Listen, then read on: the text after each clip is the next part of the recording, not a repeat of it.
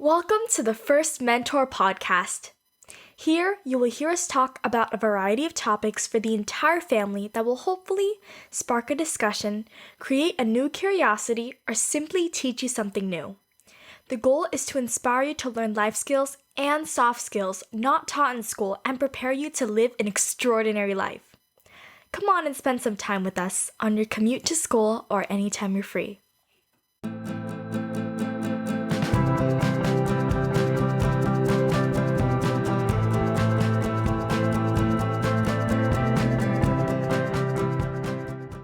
Hi everyone! Welcome back to the First Mentor Podcast.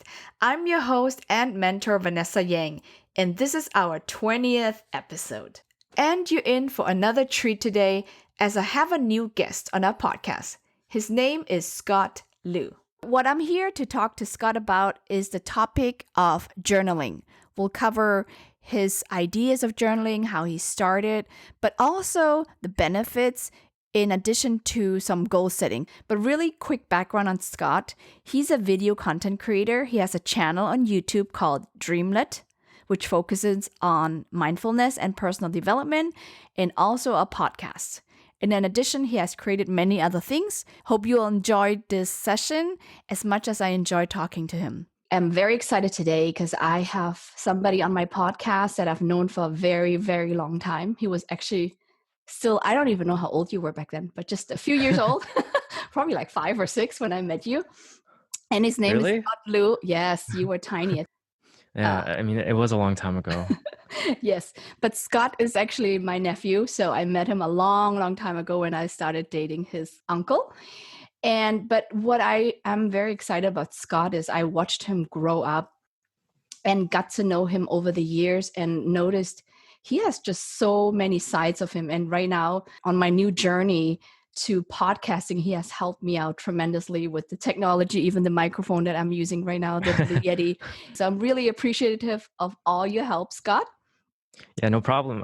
I think it's really cool that you're doing this because nobody else, none of my aunts or uncles are doing something like this. Not even the younger ones. So I think it's really cool. Yes, I wanted to try something new. And I've noticed I actually quite enjoy it because I always enjoy conversations, especially one-on-ones. And that's a great way to get to know each other. And I wanted to talk to you about a very specific topic, which is journaling, because I think that was another topic that also you spoke about. And in the introduction, I mentioned that Scott has his own YouTube channel as well as podcast. And he spoke about journaling before. And when I looked into journaling myself a few years ago, Scott gave me a few pointers. So I wanted to really speak about this topic on a deeper level today. And I wanted to ask you just maybe based on how you define it. Let's start with the definition. How would you define what is journaling? There's definitely a lot of different forms of journaling, but the one I particularly do, it's sort of like 2 parts of it. One is writing down what I did during the day. So to me, I never called that journaling initially. I called that just logging my day. And it sounds kind of robotic, but that's what I initially started off with. And then eventually turned more into something where I wrote about the emotions and reflected on what I want to do with my life and also just how everything's going. I wrote about my goals. There's just a lot that you can do with it. And it's hard to define it because it's so broad in that sense. You can write about whatever you want and call it your journal. But those are the things I particularly do. And I think no matter what you do with it, as long as you're writing about something where you're reflecting on something you did or something you're feeling, I will call that journaling. At what age did you start? Or when did you discover it? I started logging my days in college. So I was like 19 years old, I think. Initially, all I did was just write about my day and why I really liked that day. It was more like the favorite moment of my day is what I did because I enjoyed the first year of college quite a lot. Oh, okay. And I wanted to just remember the times. That's the whole basis to why That's how you started, just really to write down the memories that you had and the feelings and the emotions about college experience. Exactly. People who watch my videos, maybe they might confuse it. They might think, oh, maybe it's because of the self-improvement books or stuff like that influenced me to do that. Not at all. Mm-hmm. I didn't read a single self-help or self-improvement book until after college. So journaling came way before that. I see. Uh, Actually, I thought the same way. I thought so too, Yeah. that it kind of influenced you to start doing that. No. I never learned it from anyone. I just did it, you know? It just Okay. came out of nowhere. It came out of just experience. In the beginning, you just wanted to start writing down. And what did that turn into? So I actually made like a video that highlighted this, but as a quick overview, it's basically like eventually I started writing more and more, and eventually it became more than me writing about what happened, but also what I want in the future. Because after college finishes, you sort of have to figure that out, and it's one of the most difficult things to figure out Very true. because college gives you this roadmap that you can follow, but afterwards, it's up to you what you want to do. Mm-hmm. So journaling became more of like me trying to figure that out and writing down my thoughts and my feelings about where I should go, stuff like that. So it's really just a friend, like this thing that you can talk to in life as things change. Basically, it changes according to how I change. Mm-hmm. Did you include topics like gratitude? Because I that's one thing I started doing is really Hmm. trying to write Hmm. down first thing in the morning 5 things that I'm grateful for. And then goals. Those are the two areas I really focus on. Do you include that in your journaling process? Yes, those two things I feel like I included more so later in like the past 2 years versus the initial years. I think I included those two later on because I felt like because I had a rhythm going and it was easy to write about it every day, Mm-hmm. I can add on more stuff. Otherwise, like you start to overwhelm yourself in terms of how much you write. Very true. And for me, since I'm so used to it, I feel like I can pretty much add on as much as I want, but at the same time, I don't want to write so much that it takes up a lot of time because it does take time. You have to actively like think and you have to actively reflect, and it sometimes it can take like 30 minutes just to write about one day. And do you write first thing in the morning, more towards the end of the day? What time of the day do you work on that? That's changed a lot over the period of the 6 years. Initially, I wrote like once every week about the Okay. entire week, sometimes even 2 weeks. So that helped with like memory recall and like training it. Eventually, it became like I wrote every night. And then now it's sort of like I write every 2 to 3 days. It's sort of like I write down everything that I do and then I reflect on like the feelings 2 or 3 days after. Oh, Um, interesting. Do you have a time of day where you do that? no, it varies. It varies, huh? Most of the time, I try to do it at night for the day, but that hasn't been happening recently. So a lot of the times it's been like in the morning or something. Yes. And when you write, so you said about every 2 to 3 days, right? Is it Mhm. a page of a specific notebook? Does it end up to be 2 to 3 pages? I know it probably depends on how much has happened in the past 2, 3 days, but on average, what would you say?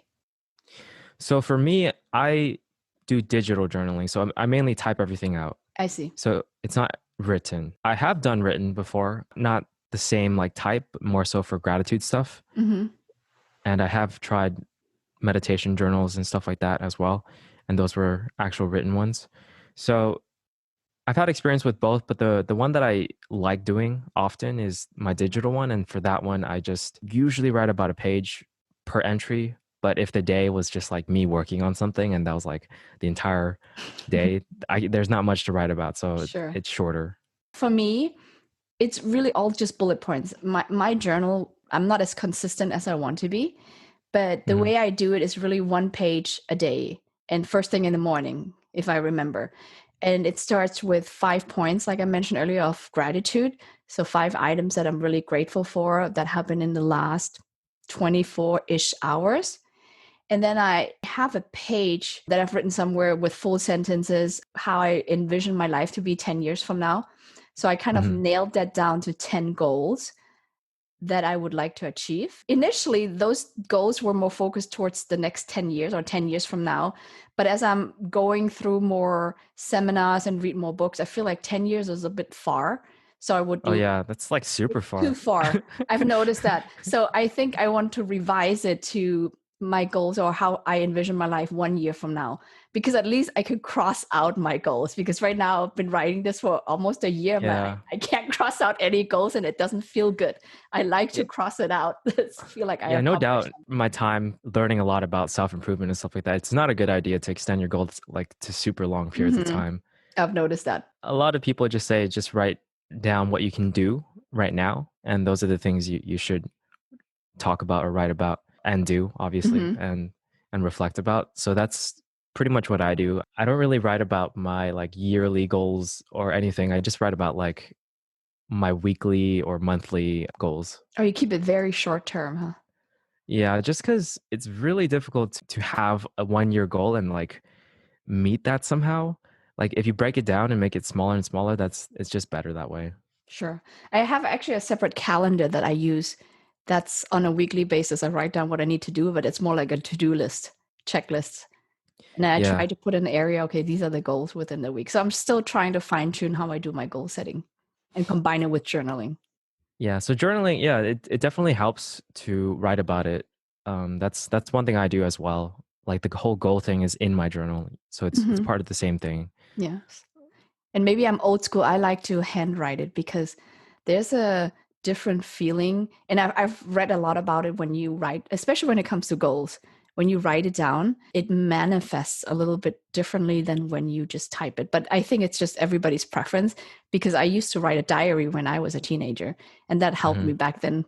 We didn't use computers the way we do nowadays, of course. I love the old school notebook version of everything. Yeah, I definitely think there are benefits to writing it down. I talked to one of my friends about this because he writes in his journal. He's done it for years as well, and talked about the differences. And I do think that forcing you to slow down and write the words helps you pace yourself. Because for me, typing, I type really fast, True. so all of it gets poured out really quickly, and sometimes it can be a little bit messy.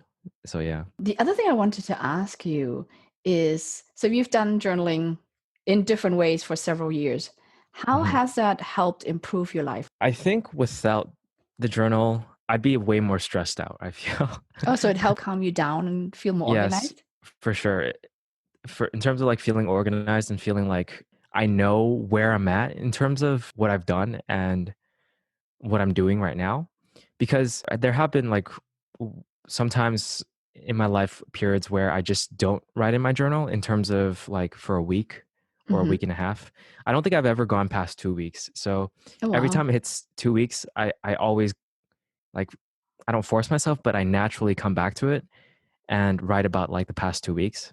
Huh, interesting. So there's like no period of time in between 2014 and 2016 where I haven't written or haven't written about a day that passed the deadline of 2 weeks, Hmm. if that makes sense. Yes. And it kind of, your process reminds me a little bit of writing a diary when I was younger, because it was like a friend to me, like you mentioned earlier, somebody I could tell all my secrets to, all my thoughts that I felt sometimes awkward or didn't feel comfortable sharing with other people. But I would write that down in my diary. But it was more a digestion of things that already happened, right? Events that passed Hmm. already. And how do you compare writing a diary versus what a journal is about?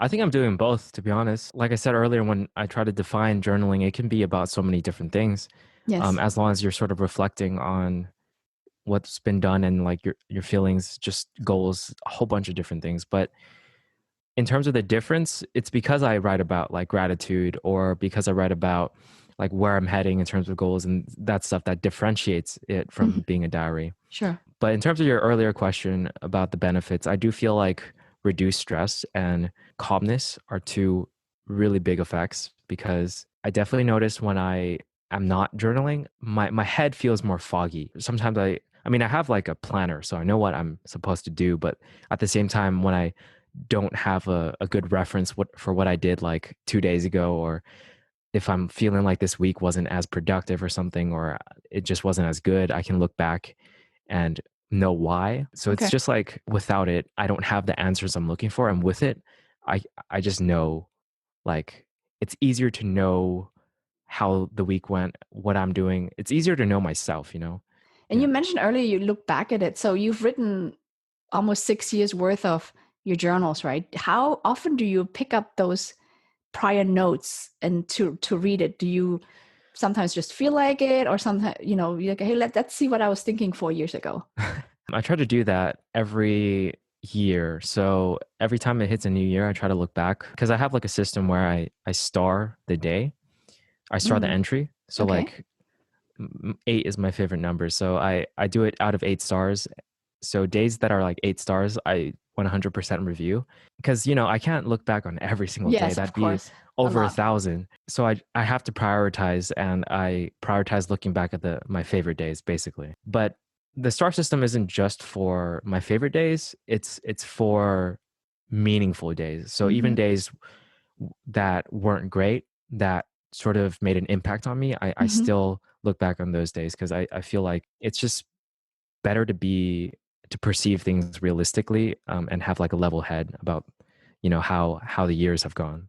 Yes, I actually really like your idea about the star system. And I don't know if you look at the 1 star days, but it's great to focus on what went well and what to be grateful Yeah. for and all the things, the amazing things that have happened to you the past year, correct?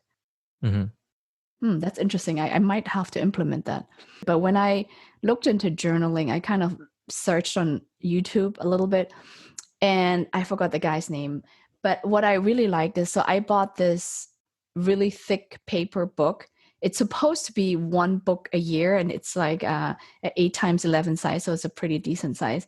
I kind of put that into different chapters, and I'm still on the first book. That means I haven't written enough in there. It was like, what, 3-4 years ago? But I put sections in of my learnings because I love to read and listen and learn.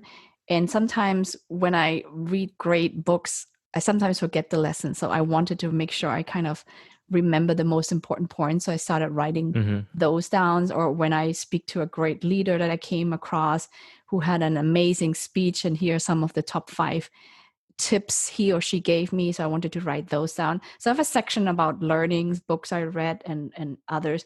And then I have another section of memories, like important events that occurred to either myself or any member of my family that I think might be memorable and I would love to reflect on later on in life.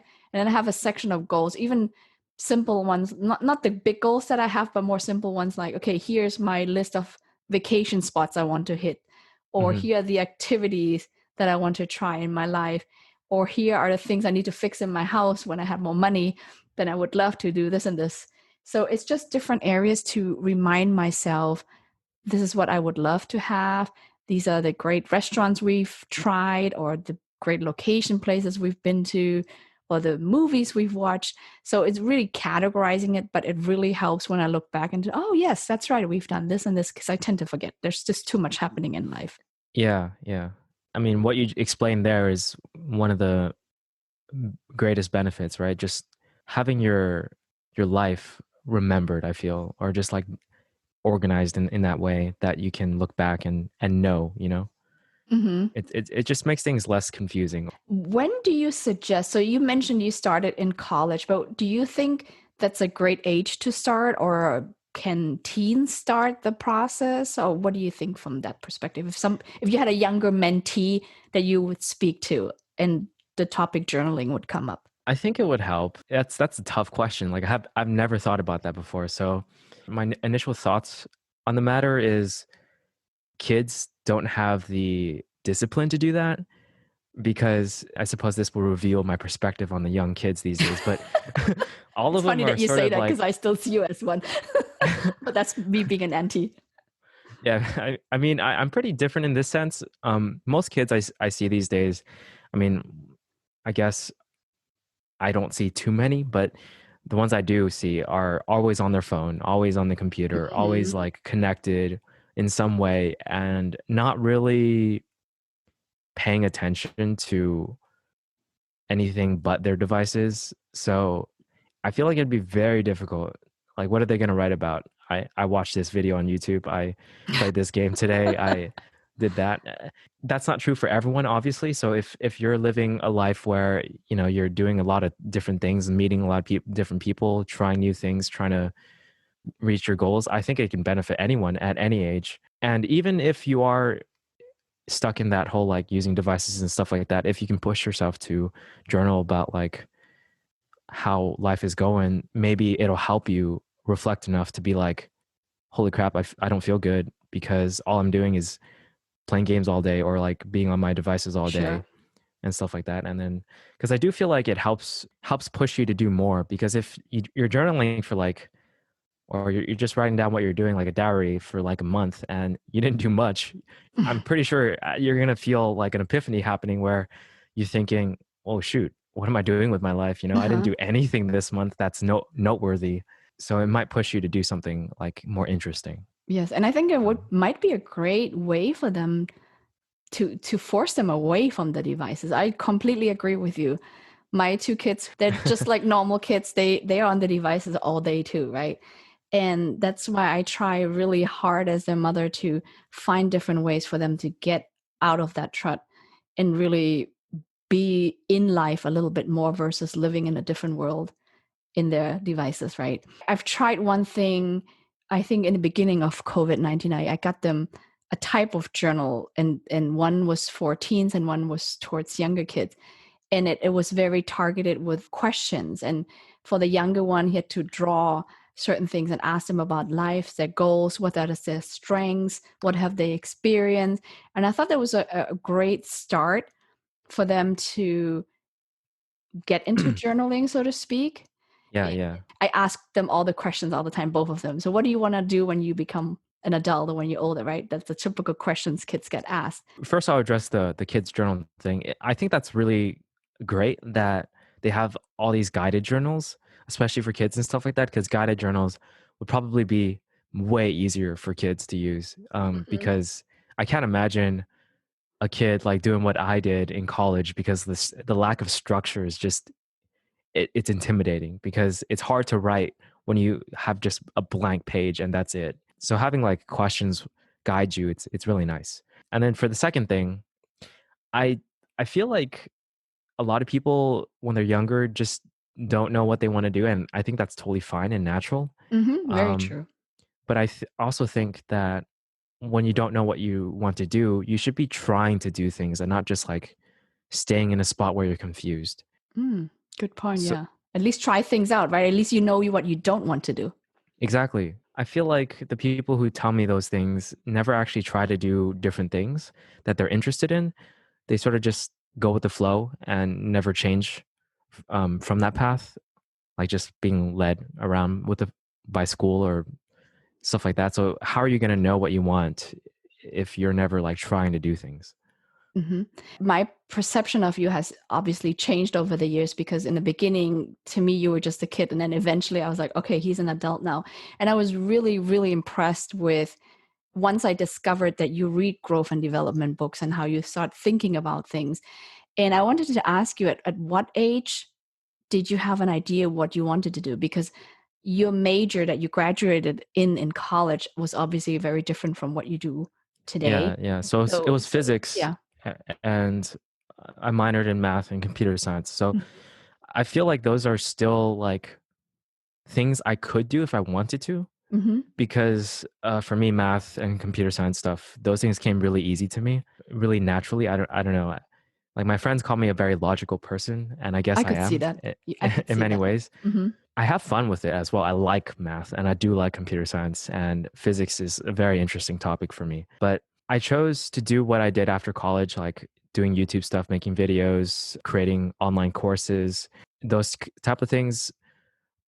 I was probably influenced quite a lot by the self-improvement books that I read, like 4 Hour Mm-hmm. Work Week and 7 Habits of Highly Effective People. Those are like two that really influenced me quite a lot. And that's particularly why I tried doing different things, because I felt, and I still feel this because I do work part-time. I feel like it's very difficult for me to work like for someone else because I have my own sort of ambitions and goals. Yes. So it's like when I'm not working on my own ambitions and goals, it makes me less lively, I guess. Unless the other thing I'm doing is fun. No, I respect that. I respect that a lot because I spent over 20 years in my career just for safety. Accounting was never my dream growing up. I never said as a little kid, when I grow Mhm. up, I'm going to be an accountant, right? That never even crossed my path, but it just happened.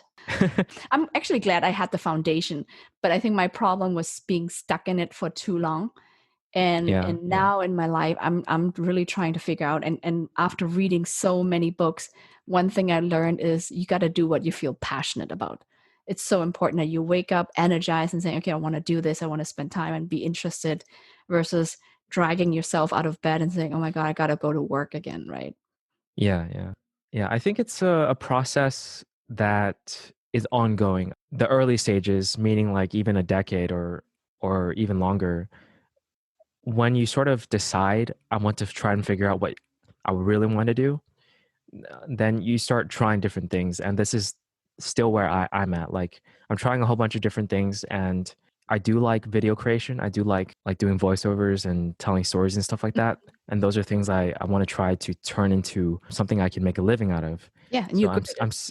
yeah, I'm still on that path, and I'm still figuring out like other things I could potentially do for maybe even like side income, like creating courses and stuff. That's been interesting. So there's just a lot of ways to monetize your passion, I guess. Even though that sounds kind of like Well, you got it's to not pay your gonna. bills. Yeah, exactly. It's not gonna be like rainbows and daisies when you find out your passion. You have to make that into a living somehow, and that's the hard Absolutely. part, I feel. Absolutely. And one of the things I've learned attending events that relate to what they call now either online marketing, digital media, or even now I heard a knowledge broker Hmm. industry, right? There's so many names for it, that people are having a hard time initially how to monetize this, but it's something they want to help people. They are interested in bringing something creative to the table, and creating content, helping people. And at the same time, they got to pay their bills. And Hmm. when you have something to offer that's helpful for people, it just makes sense. It's just like a doctor, right? When they save lives, they want to help, but they're getting compensated for it too. It's their time Yeah, and their yeah. livelihood. So just to think about it in different ways. I had a hard time in the beginning too, but now that I listen to some of the seminars, it makes sense to me. It's definitely something that's not easy to do, and that's why a lot of people either never start or are worried about starting. So Yes, it was interesting for me to start to pivot. I initially didn't know I want to go there. I just know I wanted to do something creative. Being a numbers person for so many years already, it was always after the fact, after things mhm. occurred. That's why I had to kind of do my work. But now I really wanted to work on something creative. And this has been interesting because when you get older and if you've tried many different things, you know what you like and what you don't like. And one of the things I've noticed I really enjoy is connecting people, networking, building relationship, bringing them together. I might not be the subject matter expert in all the things I'm interested in, but I know somebody who is. Yeah, And that's that's how that's a podcasting, useful skill. Yeah, yes, that's a useful skill. podcasting is interesting as a result.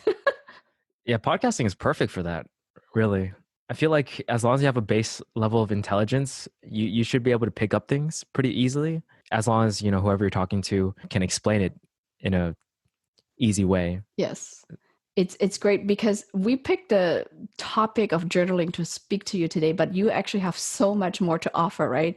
I mean, I know you since when you were younger, you've just become better and better in playing the piano. And how many levels are there again that you have to pass? Was it 10?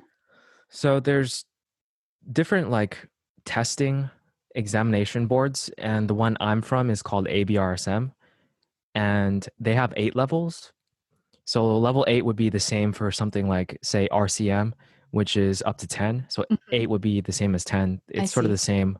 Like you'll find the same like piano pieces on the test for those levels. I passed level 8, and after that, I went ahead and got a diploma called the DIP ABRSM for Mhm. teaching piano. And I've been like trying to start teaching and stuff like that, but COVID kind of messed that up. Uh, Yes, you probably have to pivot to change that somehow into an online course.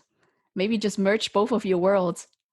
Online interaction is not the same, in my opinion. I value in-person interactions a lot. Absolutely. Same here. Same here. It's hard. And I know But you do so many other things. I love that about you. You try so much and you succeed at so much. So you should be proud of yourself. I appreciate that coming from, the older group, I guess. Yes, I am. Because But in our family, I feel like we don't necessarily encourage those things. it's the Asian culture. I think that's what it is. Yeah. It's the safety. There's only a few professions that our parents want us to do, right? Typical lawyer, doctor. So I've always felt like an oddball in our family, I guess, because like I'm the only one I know that does this in our family. Yeah, you count me Just with it now. yeah, yeah, So, no, I think it's great. What I'm thinking about what I call the younger generation is communication skills lacking. And it's based on what you said earlier. They're all on their devices. Kids nowadays don't even know how to talk on their phone anymore. They'd rather just text the really. other person. Oh, yes. Yes, your cousins are having a hard time. I just tell them, go on the phone and talk to each other. They're like, no, we rather text. I'm like, nope.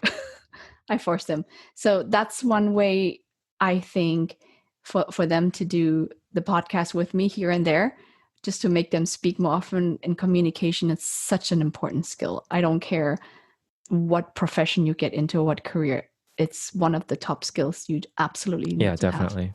right? So I know you've worked on your YouTube channel and your podcast. They're both called Dreamlets, correct? Yeah, Dreamlet. it's Dreamlet.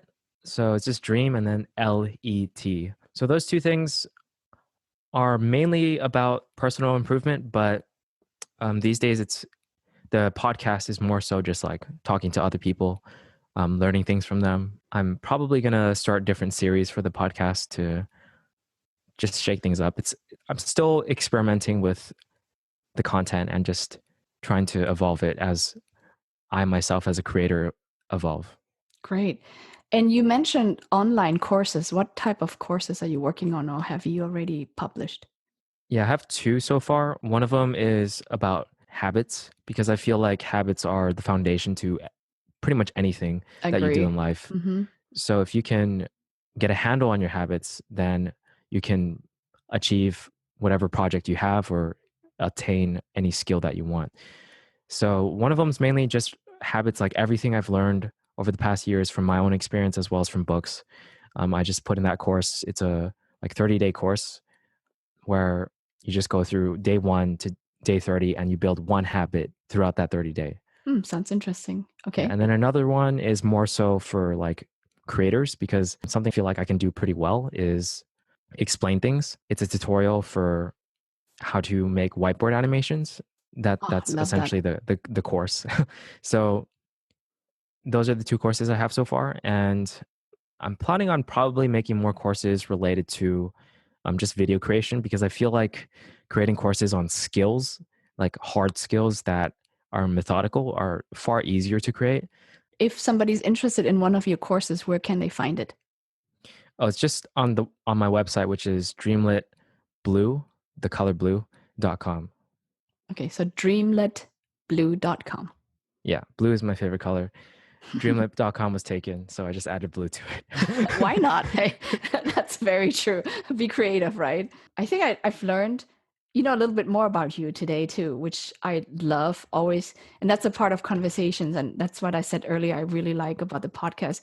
Yeah, I mean it's also different, because whenever we're at family gatherings, it's just like family and True. talk about jobs. What Yeah. do you want to Yeah. Yes, very true. So, But thank you for having me. no, thank you so much for sharing your experience with journaling, because I know that's something I want to do a little bit more of myself, and Mhm. also your career, because one of the things in this podcast, I really want to encourage teens and young adults just to think in a different ways, right? Adapt life skills and soft skills they don't learn through school, but also hear from different people and their perspectives in life. And maybe it makes them think a little bit more and it would help them kind of pave their path towards what they want to achieve in life. So, Definitely. right, that's something you and I both share, that we're really interested in growth and development, for example. So if somebody wants to get a hold of you or want to keep in touch, what's the best way to do so? If you go on my website, you can definitely like find all my social media there as well as my email. I do freelance projects as well. So Okay, so dreamletblue.com. yeah. That's the best way to Yeah. find Scott. But really, really appreciate you coming and speak to me today. Yeah. Thank you. Well, we covered a lot today about journaling. If you're interested in looking at his videos, go on YouTube and search Scott's YouTube channel, Dreamlet, for additional videos on journaling. I took a quick peek and I came across 3 that might apply. One is called How to Organize a Dream Journal, where he specifically talks about journaling about dreams that you've had. The second one is how to journal for beginners.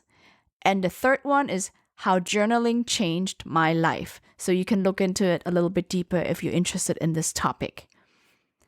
And once again, if you enjoyed our conversations, make sure you add us to your favorite lists or subscribe so you don't miss out on any future series that we will discuss. Have an amazing day and speak to you soon. Bye!